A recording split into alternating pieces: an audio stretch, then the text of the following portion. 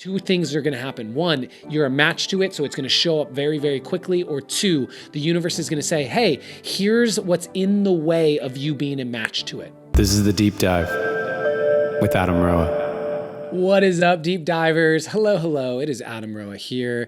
Thank you for joining me for another deep dive musing. Today, I am going to be talking about why you haven't manifested the thing that you say you want. Why haven't you manifested the thing you say you want? What is going on there? What's actually happening? So that's going to be the topic today. Before I get into that, I just want to encourage you, if you're watching this on YouTube, hit that subscribe button. And if you are listening on Spotify, Apple Podcasts, Stitcher, or anywhere else, please make sure you follow the podcast. And if you want to go above and beyond because you've been listening to a bunch of these and you're like, how can I give back to Adam? Leave a review. Literally leave a review. It means so much to me. And it's also really fun for me to go back and read those reviews. So I appreciate you. Thank you for being a part of this tribe. And let's get into the truth about why you are not manifesting what you say you want, which is that there's a part of you, a stronger part of you, that doesn't want it. Ooh. Think about that for a second. You say that you want something. Let's use the example of $1 million. You want $1 million. Why hasn't it happened yet? Because there's a stronger part of you that doesn't want it. Whoa, wait a second. That doesn't seem right. Why would I not want $1 million? Well, I'll give you a reason why. Let's go down the exercise here. I don't want $1 million because I'm deeply afraid of the fact that I will lose my motivation. Wow, well, what happens if I lose I'm deeply afraid that if I lose my motivation, I will be seen as selfish by the people around me. I'm really scared that if people see me as selfish, that I'm going to not have any real friends anymore. And I'm deeply afraid that if I don't have any real friends, that I'm going to get depressed. I'm deeply afraid that if I'm going to get depressed, then I'm going to kill myself because I can't go through depression again. Whoa. Now I've just uncovered that I'm scared of having $1 million because I might kill myself. Super extreme example, and yet not that extreme at all. This is the sort of thing that's happening in your unconscious right now with everything that you say you want that you have not yet manifested into your life. I've done a podcast about this previously, which is the moment that you say you want something, that you are manifesting, you are calling it into your life. The universe is two things are going to happen. One, you're a match to it, so it's going to show up very, very quickly. Or two, the universe is going to say, hey, here's what's in the way of you being a match to it. That looks like the obstacles, the fears, the doubts showing up in your life, so that you can work through it, because the universe has actually given you the opportunity to become a match to the thing that you say you want. What's up, deep divers? Hope you're enjoying the episode. I just wanted to take a moment to let you know about my new nonprofit, Surrendered Artist. This is a charity organization that I have founded because I want to teach people the power of art as a technology to shift human consciousness. I have spoken about it a lot on this podcast, and now there's an actual organization that is dedicated to spreading this information. It is also aiming to empower artists with tools to shift out of the starving artist archetype and into a surrendered artist archetype. One of those tools is my 4-step creative process called Unlock Your Inner Artist.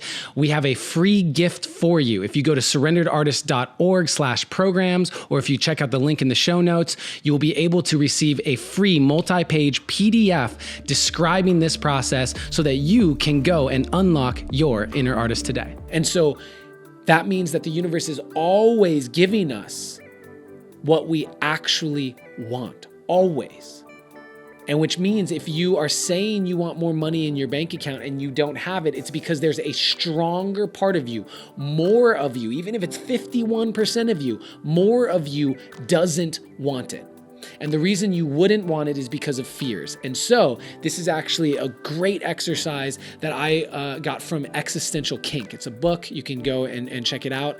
I'm not sure, I can't remember the author in this moment, but Existential Kink is the name of the book. And there's an exercise that you can do, which is a deepest fear inventory, where you literally do what I did at the beginning of this, where you go, I am deeply afraid of having $1 million because boom.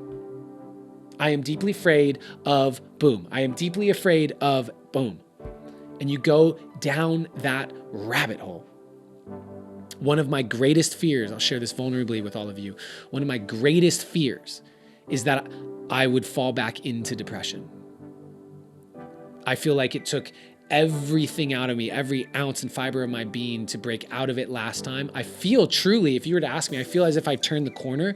The amount that I dove into self-love, the amount that I understood how to move emotions, the amount I understood that depression is the result of suppression, and the amount that I've processed in terms of my own PTSD from sexual abuse and all of it, I feel as if I've truly shifted that once and for all in my life. If I were a betting man, I would say, I'm never going to deal with depression in that way ever again. And because of how recently it was, there's that voice in the head that says, but what if?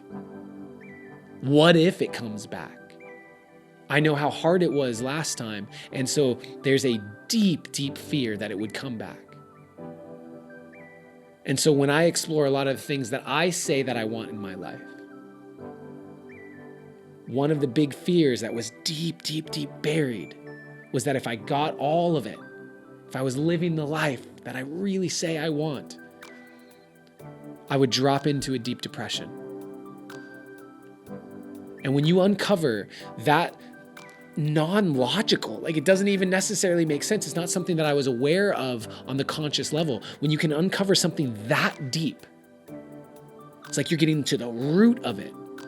You can shift those beliefs because you now have awareness around it. You can start making new choices. You can take action to work on those beliefs. Shift it so that you shift the scale. If 51% of you didn't want that thing, the moment you shift it to 49%, and now 51% of you does actually say, I want that, it's going to show up in your life.